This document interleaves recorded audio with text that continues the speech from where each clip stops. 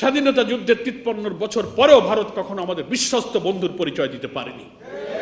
আমরা ভারতের শত্রু নই, বরং ভারতে বছরে বছরে যারা শাসন ক্ষমতা এসেছেন তারাই আমাদের শত্রুতা করেছে, তারাই আমাদের ক্ষতি চেয়েছে।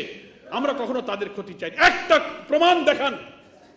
আমি মিডিয়ার মাধ্যমে দুনিয়ার কাছে বলতে চাই যে বাংলাদেশ এমন কোন পদক্ষেপ নিয়েছে যাতে ভারতের ব্যবসা, বাণিজ্য, অর্থনীতি, কৃষি, ধর্ম, সংস্কৃতির কোনো ক্ষতি আমরা করেছি? আমরা করিনি।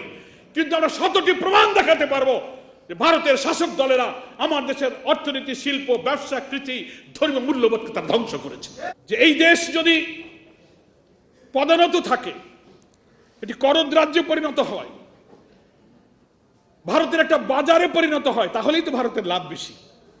ফলে জাতির শ্রেষ্ঠ সন্তানরা যদি বেঁচে থাকে, তাদের গবেষণা, তাদের চিন্তা, তাদের আবিষ্কার, তাদের মেধা, তাদের স্ট্যামিনা, তাদের এনার্জি, বিজ্ঞান প্রযুক্তির এই চরম উৎকর্ষতার যুগে এই জাতির সেরা সন্তানকে দুনিয়ার বুকে মাথা উঁচু করে দাঁড়ানো একটি জাতিতে যারা পরিণত করতে পারে, তাদেরকে শেষ করে দেওয়ার চক্রান্ত তো তাদেরই হতে পারে, আর কারো হতে পারে না। যে জাতি পরাজিত, দেশ শেষ হয়ে গেছে, সব জেলা শহর পতন, শুধু স্বাক্ষর, আত্মসমর্পণের দলিল তৈরি করতে বাকি, নিজের জান বাঁচে না, তারা এই জাতির ক্ষতির জন্য আর কি করতে পারে?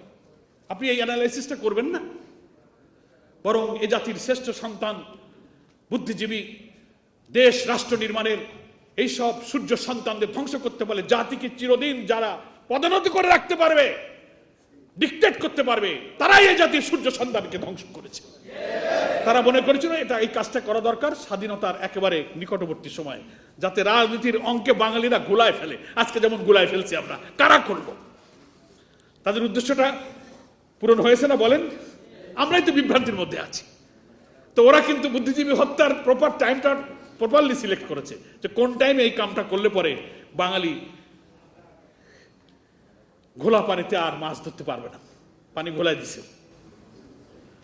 আমরা এখন চোখে ঝাপসা দেখছি। তাই একটি রাজনীতির পরিচ্ছন্ন বিশ্লেষণের মধ্য দিয়ে আমাদের বুদ্ধিজীবীদের হত্যা করার প্রকৃত চিত্র এবং সত্য বেরিয়ে আসা উচিত। আজকে প্রতিবেশী আধিপত্যবাদ শক্তি আমার ভূখণ্ড দখল করে না, পতাকা ঠিক আছে, জাতীয় সঙ্গীত ঠিক আছে বলে আমরা খুব তৃপ্তির ঢেকুর তুলি না। আলহামদুলিল্লাহ, আমরা তো স্বাধীন আছি। কিরকম স্বাধীন 53 বছরে দেখেন না? ভোট করতে চাইলে জনগণ ভোট করতে পারে, উনি যা বলবেন তাই হবে। পলিটিক্স তার হাতে নিয়ন্ত্রিত, রিমোট ওখানে। অর্থনীতি, ব্যবসা, আমার রাস্তাঘাট, আমার বন্দর ব্যবহার, আমার রেল ট্রানজিট, সড়ক ট্রানজিট, আমার পানি, আমার বর্ডার কেনিং, সব কিছু তারা কন্ট্রোল করবে। এটাই হচ্ছে আধিপত্যবাদের আধুনিক যুগের নিয়ন্ত্রণ।